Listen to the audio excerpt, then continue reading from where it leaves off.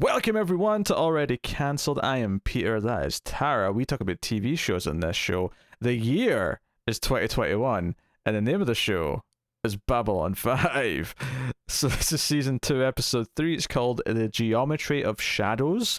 So full spoilers for the episode. And I have to admit, I got a little excited by that title because, the word shadows has been quite important in this show up until this point. The villains, whoever they are, have been referred to as the shadows, and that's right. Had all that. So where did we first hear that? I thought it might have been in the episode Signs Importance, starring Garrett Graham. Yes, yes, that one. Yes, that gentleman. Actually, I think that leads to the first thing I want to talk about in this episode. So when we first see Londo at the start of this episode, Veer is taking care of his hair. Of Londo's hair. He's got like a... It's extra shiny this season. He's putting some work into it. But the reason why I want to bring this up is that he's got like a claw comb thing. It had like two sides to it. And I'm like, is this how they puff it up? Is this what you do? You just like grab it and pull it up like that and stroke it up the way? Is that what you do? I don't know. Yeah. Didn't notice. Lot of maintenance. I like space tech. I noticed this contraption. Oh well, get ready for some techno mages in this episode. Do you know what? If nothing else, GMS is a complete and total nerd because he put techno mages into Babylon 5. Isn't Techno Mage like a famous book series or something? Science fiction book series? I don't know that. I don't know about that. I mean, it might be. I just don't know about it. But I've definitely heard about it as a class in certain role-playing games. But I don't know about... You're probably right, Nerd. Though. Shut up! Shut up! Don't make fun of me. I do think that this is very much like the magicians of the future. Like, I don't know why they're given so much like credence. They should be made fun of. It's just like a group of Jobs from Arrested Development. I can't separate the two now. But with high tech, with the fancy holograms and shit. Because they do openly say, even Londo at the start, when he sees one, he says, oh, that's a bad omen, seeing more than one, and then we find out there's like dozens of them on the station. But he even says, they use technology and advanced stuff to, appear as magic. So, I mean, no one's even actually suggesting that there's actual... Well, there's maybe a little bit of ambiguity, but not much. It's mostly considered like, no, they're using tech, they're very good with what they do, but that's what it is. They're space wizards. They're space wizards, yes. But better than Jedi, and that's the important part to take away from this. Although one of them says, or the main one says something that sounds a lot like a line from Gandalf from Lord of the Rings. I'll take your word. I don't remember lines from Lord of the Rings, so... With the exception of "You shall not pass," that is the one line I can tell you from Lord of the Rings. Well, yeah, I can probably quote the whole trilogy extended editions, but I think it's from the book also. It's the line where he talks about like how wizards are like easily agitated. It's very Gandalf. Okay, all right. I suppose we'll start with Londo, who has a pretty, I'd say a downer of an episode, barring it has a downer of an episode in the sense that he's going full, because he's clearly becoming more and more seduced with the success, because now that he's getting praise back from Centauri, and there's like another Centauri here, like saying, hey, when you said you'd take care of that outpost, we thought you were insane, but now that you've proven yourself this way, I mean, I'd love to know how you did it. And of course Londo's like, oh, wouldn't you love to know? And as he sips on his fancy wine and gets his hair poofed up by Veer. Is it just me, or is that portrait he's got of himself up on the wall, is that new? I think so. Yeah. It's the first time I've noticed it. Yeah, it was very prominent in this episode. But this you want one, don't you? No, I'm not getting... There's a good spot in the wall right there, though, isn't there, for a nice bit of Londo portrait, just to match your Lord Kiro. But he's asked to essentially, would you give us support? When the current emperor, his time has passed, we would like to, people from our side of the regime would like to fill that. And Londo points out that that's maybe technically treason. And he's like, well, not if we're the ones writing the history books. If we take power and we restore this entire republic back to its glory Sounds days. like a lot of people are being lured back into the good old days, as he refers to it. Make Centauri Prime great again. Whatever that means. Yeah. Yes, however that means indeed. Yeah, but no, he has. I think what I love about Londo's plot in this episode is that he tries to do a couple of things. He essentially, when he realizes the space wizards, the techno mages are there, he says that because the old ways, and a lot of the Centauri still believe in the old ways, the first ever emperor of the current Centauri Republic as they know it, he had this sort of endorsement of a prophecy from techno mages, and he would like to get some kind of acknowledgement from techno mages, and that'd be a really good strong showing to send back home and make him look great. So he's trying to achieve that throughout the episode, and we'll get into the ins and outs of it, but he tries to pull a fast one at one point, and I kind of love that he straight up gets caught and is berated for it and is told off and is made a fool for it. Not just that, but this is like the first one-on-one conversation he's had with Sheridan, and he is made to look like a fool in front of Sheridan, and like a liar, and like someone who's willing to bug his own office. Like, he really should have been kicked off the ship. Yeah, he tries excuse me. He tries to trick the mage. He tries to go see the mage because he sends Veer first, and Veer doesn't really want to go because he's scared of them. But he ends up, and again, there's a lot of like tech holograms and like scary noises and stuff to try and freak them out. Yeah, a future space troll. Yes. Oh yeah, big glorious 90s TV CG space troll, which looks ropey, but bizarrely, I actually think because this is meant to be fake technically, it didn't actually bother me that much that this looked that bad. No. Yeah. I thought it was funny that they used like a space troll. Yeah. But it's basically a troll. We have space wizards and space trolls. Yes. So Vera makes the request to see Londo, and Elric, our main space wizard, he's like, no, be gone, never come back. We don't care about money, we don't want paid, leave us alone, go away. Yeah. So then Londo comes up with a scheme to sort of trick them into the same room as him by going to Sheridan and saying, hey, since I know about these techno mages, I will be here to be a mediator for a meeting. And he tries to plant a camera so he can maybe he tries to apologize because he's caught lying because he claims that he never wanted to see him before, and the space wizard just brings up a hologram recording of Veer asking specifically to say Londo wants to see him. So he's made to look like a fool, and then he gets caught trying to record because I actually was going to complain that the techno mage almost seemed to accept the apology too quick, and he was like sort of embracing him. And then he sort of pulled him in and was like, and you tried to record me, and he makes his camera explode. And it's like, okay, all right. And he sent running with his tail between his legs, apologizing and like, oh, I'm sorry for misunderstanding. And he kind of, and Sheridan's pissed at him. I think it's really interesting because of this, how, like you say, this is the first time we've seen him with Sheridan, and how this sets up what their chemistry is right from the get-go. Right. I mean, they've had meetings like with the other ambassadors that were available in the first episode, and Sheridan was there with Londo, but this is the first like one-on-one, I can help you. My name is Londo, and I can help you, Sheridan, because you're inexperienced in this matter. And Sheridan like accepts the help. Like, this is great news. Only to find out that he's just being devious, and not only that, is planting a camera in his office.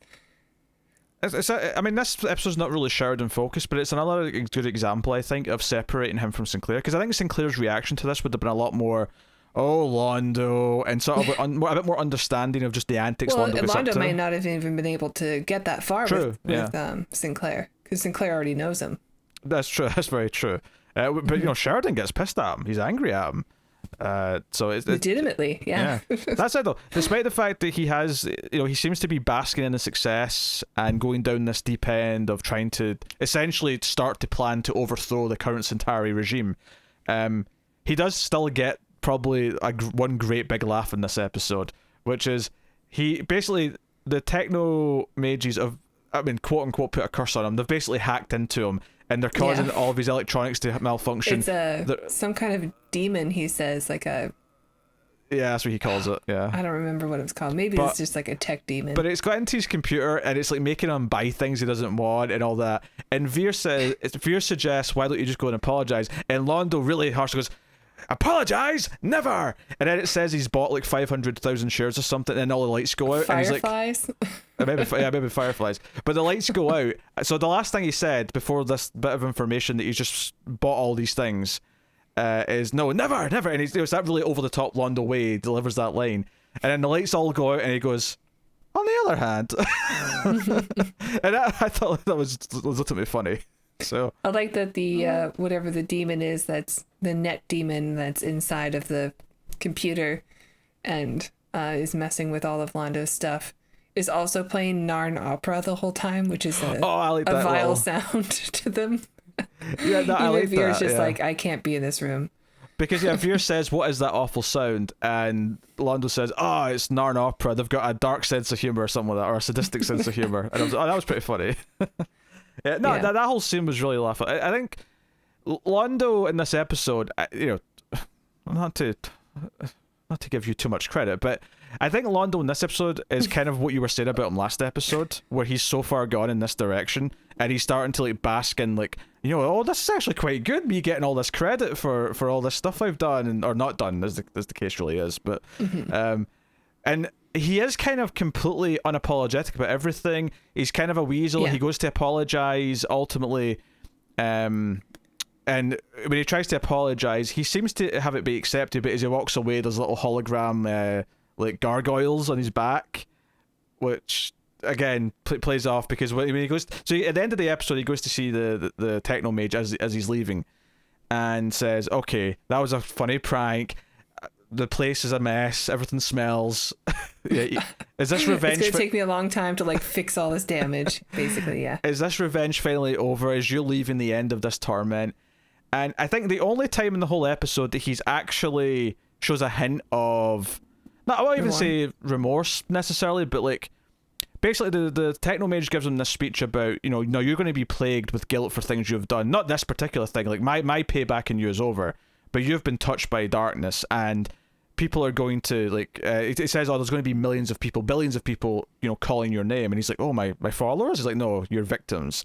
And his reaction to that's the one moment in the whole episode where it's like, oh, that's a bit of that sympathetic Londo in the eyes. Like, that's the one moment where he seems like he's actually, oh dear. Like, well, even the techno mage when he's leaving is like, I have some options here. I could kill you, but then you'll just be replaced with somebody else. So I'm not going to. But like, it seems to be that they're setting up that Londo's going to be a real bad guy, which, I mean, I sort of predicted in the first season that maybe they were going to go that route, and I think that would be really smart, because he is such a likable character. So if they could make him like be seduced to this, darkness, that's, I don't want to sound like a Jedi, but yeah, I think there's always going to be a tragic sense to it, and maybe he'll get some kind of redemption before the end. Maybe he won't. I hope he does, because I like him enough, and I think what they showed of him in that two-parter last season was really important to say, no, he does have a good side, he does have a heart, so on and so on. I mean, if they really are like some sort of seer, the techno mages, then they seem to already know exactly what person he's going to turn into. But what I took from that line he said to him, though, about if I killed you, you'd just be replaced with someone else, what that said to me is that the shadows, right, these beings would just find someone else to manipulate, and ultimately Londo is important to us because he's a character on the show and he's the one that's been manipulated, but he's not actually important in the grand sense that they would just find a replacement in someone else and manipulate them instead. So I think there's even maybe like a little bit of, I mean, Londo at the start of the episode with Veer even brings up, do you believe in fate? There's a whole funny scene, and honestly, Veer, even though he rambles, he actually makes a lot of good points about how, yeah, definitely, yeah. But Londo is not ready to hear those points. Yes, the waves that are going to destroy you, because he says, well, fate is like waves. The waves that are going to destroy you will look friendly, but currents, the currents, but the currents that look friendly are the ones that will destroy you, and vice versa. And it was a really good point he was making. It kind of fit Londo's story perfectly of like recognizing what you should trust and what you shouldn't. But I think part of this is the idea of like him maybe becoming self-aware of what he's been forced to become, and that kind of thing might be like, maybe he'll show an example of free will eventually or something. But the idea that if he did rebel right now, or someone killed him right now and took him out of the picture, there would just be someone else. They would just find a new puppet and go from there. I think that is important. Like they could find somebody who, I mean, Londo, although he is seduced by like the vanity and the like the the glamour and the power of it, and the legends of how they used to be. He wants to go back to that, and I think he does have that, but maybe the Technomage also sees that there's a little bit of humility that we've seen throughout season 1 that would make him a better chance for redemption versus, somebody else that would be replaced. Yeah, I mean, who doesn't have that.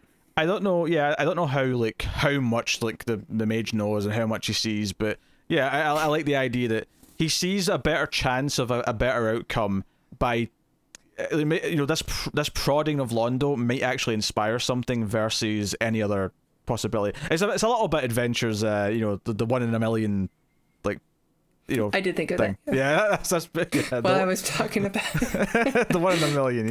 One shot. It's kind of that. There's one outcome or one plan that might lead to an outcome. Because it's worth mentioning, these mages are basically abandoning the known universe and just going off to hide somewhere because they see this big a war coming. Yeah. And they don't want to be used. They don't want to be used. They don't want to be victims. They don't want to be involved. They just want to go and they want to go start their magic castle in some other part of the galaxy. I like the actor well enough that I was a little bit worried at the start of the episode when they said Technomage, but I think it wasn't as central to the plot of the episode as I thought it was going to be. He was good. He was very he didn't come off as very magician. Oh sure, yeah. Honestly, I was getting some Yul Brenner vibes from him. I don't know if. Well, he was bald. He was, yes. But it had kind of that. I was thinking of the Ultimate Warrior movie we watched. I was getting a little bit of that story. I love Yul Brenner. Yeah. So, but no. So I think Londo's proving again to be still yet one of the more intriguing characters in terms of how important he is to the overall story. Yeah, and we got Veer this episode. So this is the 4th episode with Veer in it. Yeah. Hey, they make us appreciate these minor characters when they show up because they're not here definitely as often. Yeah. In fact, one of the comments told us from episode 1. Keep in mind that we always have these done sort of one ahead of what you see because they go up on Patreon a week earlier. But we record before they even go up on Patreon. Yeah, of course. A few days, if not almost a week. So we're recording this. We've seen comments reacting to episode 1's review, and we were told that the hotshot pilot Kefir, he was sort of a network mandated. We did a hotshot pilot because people like those. Yeah. Kind of thing. But so he was Poochie. He is Poochie. He's kind of is Poochie. Yes. Yeah, he didn't show up this episode or the last one. I was expecting him to be there when they were all having dinner together, chit-chatting, talking about, I don't know, the events of the day. Yeah, speaking of... Actually, we'll start with Ivana. I was going to jump to Garibaldi, but because Garibaldi ultimately ends in Ivanova's plot, we'll start with Ivanova, because Ivanova gets a promotion in this episode. She's no longer Lieutenant Commander. She's now just Commander. Yeah. How exciting. But she's given a very thankless task, which actually, this comes from a scene that continues what seems to be a running trend with Sheridan's character. He really loves oranges, and that comes up multiple times in this episode because he's got the orange juice, but he likes the pulp in, and then later on... I will stand behind. Sheridan's really, he's my guy. In terms of his appetite, yeah, he's got a very similar palate, clearly. Yes. Oranges are also my favorite. And extra pulp. I want it to be just a liquefied orange. I want it to feel like I'm eating an orange when I drink it. Yes. Good. Glad to know that. Yes. But anyway, so I sort of smelled a little bit because I think there was a comment implying that oranges were going to be a big thing for him. So when he pulled out the glasses of orange, I kind of thought, I was like, oh, is this going to be a thing where I laugh every time I see him with an orange? But later on in the episode, when he has kind of this heart-to-heart with the Technomage after the Londo angry sort of bout, the mage does a little thing where he sort of leaves an orange petal, from an orange plant. Blossom. Yeah, an orange blossom in his hand. And he kind of smiles because he's never mentioned oranges to this guy. He doesn't know that he loves oranges, or does he? Maybe he does know, but he doesn't know through conventional means. Well, he was telling him about his father. When he asked him if he believed in magic, he was saying, I don't know, but I used to go out in the orange blossom fields and my father's property and look up at the stars or whatever. And oh, you're right. I did say that. He does mention it. Okay, you're right. You're right. I guess he's either from Florida or from California. Yeah, he's got a California kind of look to him, Box Lightner, I think. Yeah, it could be Florida. Florida's more known for their oranges. Yeah, but Sheridan, and no offense, Florida people, but Sheridan looks more sensible than someone from Florida. You only know about Florida, man. It's not Sheridan. And Florida woman and Florida teen. The whole family of really bad superheroes are constantly brought up in the news. They're trying so hard. So he's left with the orange blossom, and it's kind of this thing that makes him sort of believe, you know what, I don't really believe in magic, but part of me wants to believe just a little bit. So that's kind of the sentiment he has by the end of the episode. Like, he wants to believe a little bit, even though he doesn't really believe. And I think we can all get behind it. I think as adults, we all kind of like, we want to believe in the magic a little bit. We don't really, but we want to, just a touch. Yeah. But anyway, so he promotes Ivanova to commander, and she's given this task. There's one of the alien race. Let me just catch the name again. The Drazi. Okay, yeah. Start with a D. Yes, the Drazi have erupted into some sort of weird civil war, which apparently they do every 5 years. This is how they do elections. Is everyone just... And we don't really know at first, because this actually becomes probably the second funniest scene of the whole episode for me, is where Ivanov is asking how they split into their two factions and what their political beliefs are, what are the reasons for what, half of you being the purple and half of you being the green, because all they're doing is wearing these sashes. They've got purple and green sashes, and they're fighting each other. And she gets them all in the conference room, and she's like, okay. She gets the two leaders, and she's like, okay, why? What is the conflict here? I'm going to try and solve this conflict peacefully. What is the conflict between the pair of you? And it's like, he purple, me green. And he repeated it a couple of times. It's like, okay, how did you become purple? What makes you purple? What makes you green?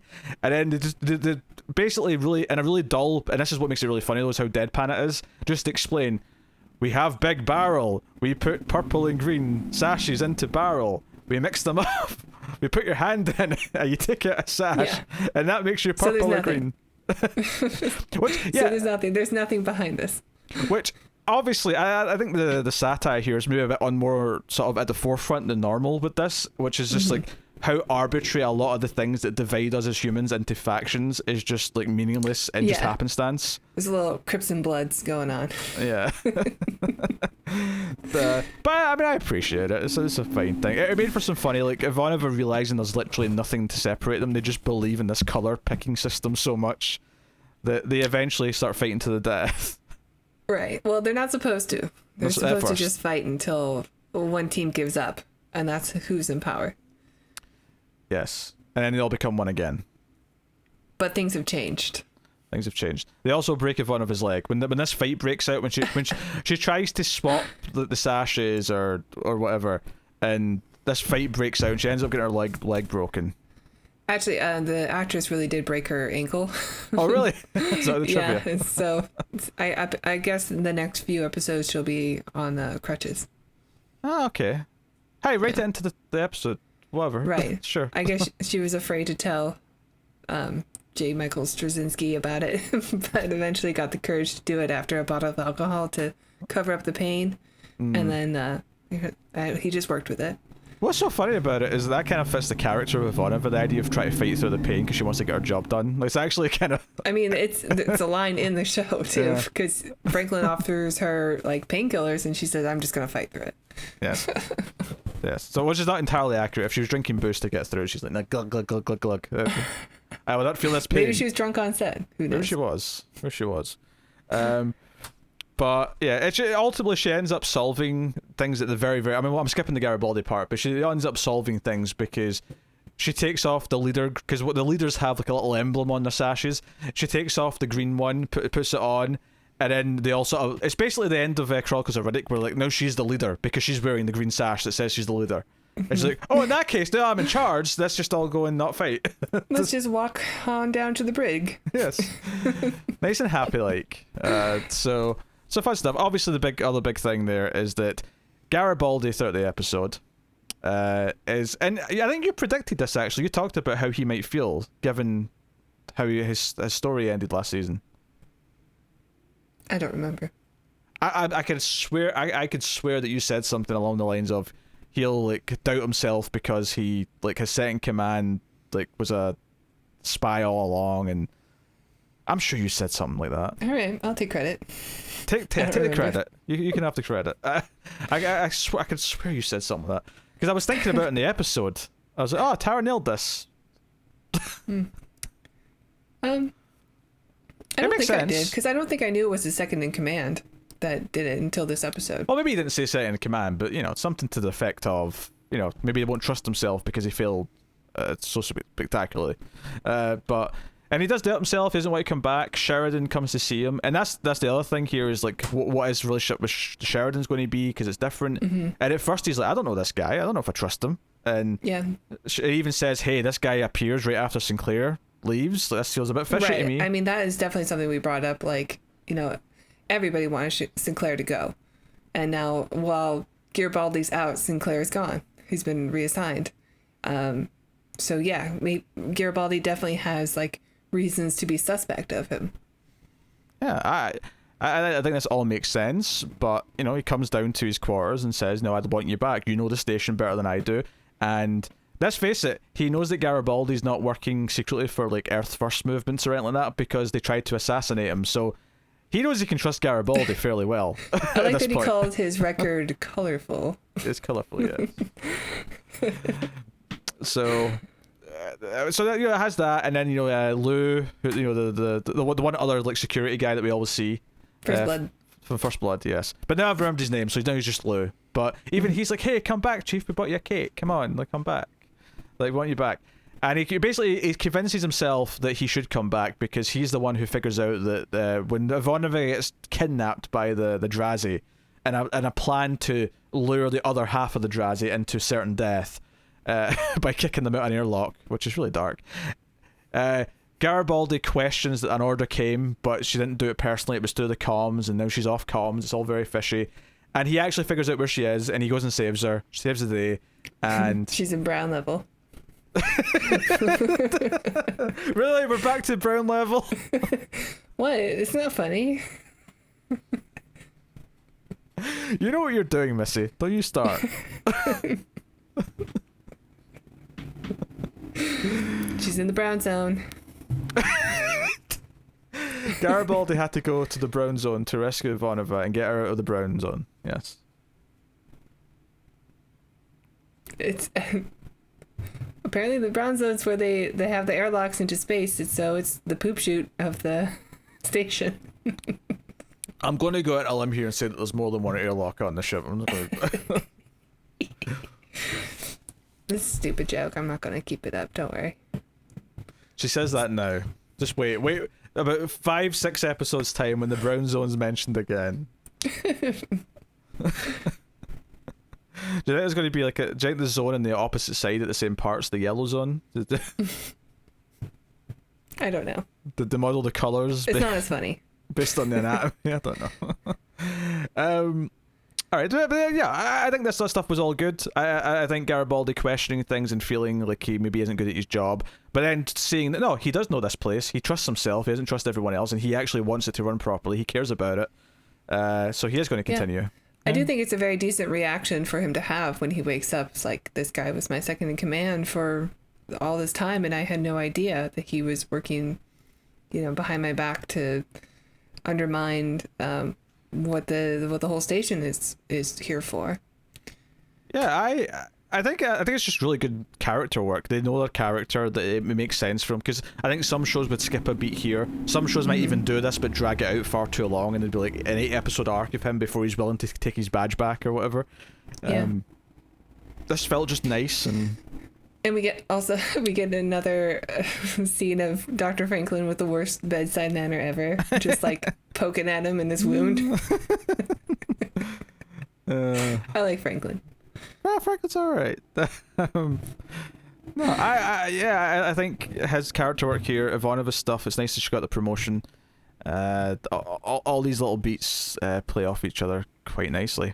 Yeah, so yeah, and that was pretty much the episode, I think, right? I mean, yeah, I think so. Not much of a Sheridan episode, although he is in it. Like, he has a few scenes, but it's mostly centered around the other people. That said, though, I do think the few scenes he has, A, are good, but B, 2 of them are actually very important. The Londo and the Garibaldi stuff both do a lot to also establish his relationships with them. So even though it's not a Sheridan focused episode, it still does a lot to establish his presence on the station and what his ongoing, status quo is with other people. So I think it still advances that stuff without, again, because if it was Sheridan focused again, it'd be 3 in a row, and that'd maybe feel a bit like, oh, you're really shoving this new guy down our throats. But not the other new guy. But not the pilot. Well, that's because GMS didn't want the other guy. The other guy's like, he's a glorified extra. He's here. He'll smile at the camera. He'll go out and... It'd be hilarious if we never see him again, and then it's just he had to go back to his home planet. To be fair, I do at least like the idea that maybe whenever we do have a scene where they have to send out the fighter jets, they at least, okay, we have one guy who we can always cut to as the one we recognise, and that can be Kefir. It doesn't have to be more than that. Right. No, I think that's good, especially since normally it's like somebody really important that we know is going on this dangerous mission, or like the captain. I think it's good to have somebody who has that designated, job, that title to be the one that goes out. It makes a little bit more sense. Yeah. No, and honestly, my favorite thing about the episode is genuinely that Londo gets caught out trying to get one up on everyone, and there's consequences from trying to be a villain, basically. And it's almost like this episode for him is meant to be a warning sign, in that subtle way, but also in the literal way at the end when the mage is like, hey, this is your future, you dick. Yeah. So plus I'm sure there's going to be consequences of how he interacted with Sheridan in this episode. Oh, for sure. Yeah. Maybe not like a big moment, but more just the sense that Sheridan, when he's going to need him to trust him for some reason, like the Sheridan's going to be skeptical for good reason. Which also helps us feel the loss of Sinclair more, because he had built a rapport with Sinclair, and even that 2-parter where they went down to the planet and like Sinclair was there and witnessed like Londo being kind of, I don't want to say selfless necessarily, but being giving and doing something because he believed it was the right thing to do. Right. So. I mean, Sheridan doesn't have any of that. Like his first impression of him is not good now. So when Londo is like wants him to, base a decision off of his merit, like he doesn't have all that in his record. Yeah. He doesn't have that personal rapport of like, okay, like, yeah, you took advantage of the situation, but I know deep down you're good. He's gonna have to work extra hard to get that. Yeah. And yeah, so no, a solid episode. Do you have any complaints or anything that you feel didn't work? Yeah, I thought it was a pretty good episode. Nothing really stood out to me. Just I do think magicians are silly. I don't typically like magic and things, so I was a little bit worried, like I said at the start, when they mentioned that there's going to be techno mages. It was kind of fun to see him like go from one end to another, or just appear. It was a little on the goofier side, but it played it the right way, and it was mostly just for fun at Londo's expense, so it kind of like worked for me because it wasn't like just becoming a thing. And I think Sheridan's whole thing where he wants to believe a little bit even though he doesn't really believe in any of this, it kind of reminds me of another scene that I really liked in season 1 with Jakar believing in the unknown in the universe. It was kind of the same idea of characters believing there's more than what we understand, even if it's not a religious thing. So yeah, and that sense of wonder and awe and mystery, like, it's something that I do latch onto, even though I don't love just in your face, oh, there's magic with spell books and Harry Potter's doing things. Like, honestly, that might have been one of the best scenes in the whole first season, was that moment with Jakar and Sinclair's girlfriend, Catherine. Yeah. Well, fiance. I wonder if she went with him to the planet. Oh, maybe she did. Maybe she's living on Mimbar. Is that what they call the homeworld? Mimbar? I don't know. Mimbar Prime? Mimbar Prime. Mimbar, yes. Hey. So there you go. And I hope we get to hear some more Narn opera soon, but that is episode 2 season 2. So let us know what you thought of this one. And the comments and like and subscribe, those are all super important on YouTube. They help with the algorithm, the dreaded YouTube algorithm, which dictates all of our success. So please do hit those buttons. Tara, would you like to tell them about Patreon? Yeah, if you enjoy the reviews, please check out our Patreon page. It's patreon.com/SmellFizTV. And if you donate as low as $1 per month, you'll get bonus episodes for other shows we do, including The Ace, which is our science fiction movie review show. And if you donate $5 per month, you'll get the access to these episodes 1 week early. So you can be extra close to when we actually watch the episodes. Yes. You can comment early. Comment early. There you go. That's the real perk. But otherwise, catch us on Twitter at mailed_fuzz for channel updates, and if you need to ask questions or whatever, that's a good place to do it too. So there you go. That is the discussion. So we'll see you next time for episode 4. Keep watching TV. Keep watching Babylon 5. Just don't give away the homeworld.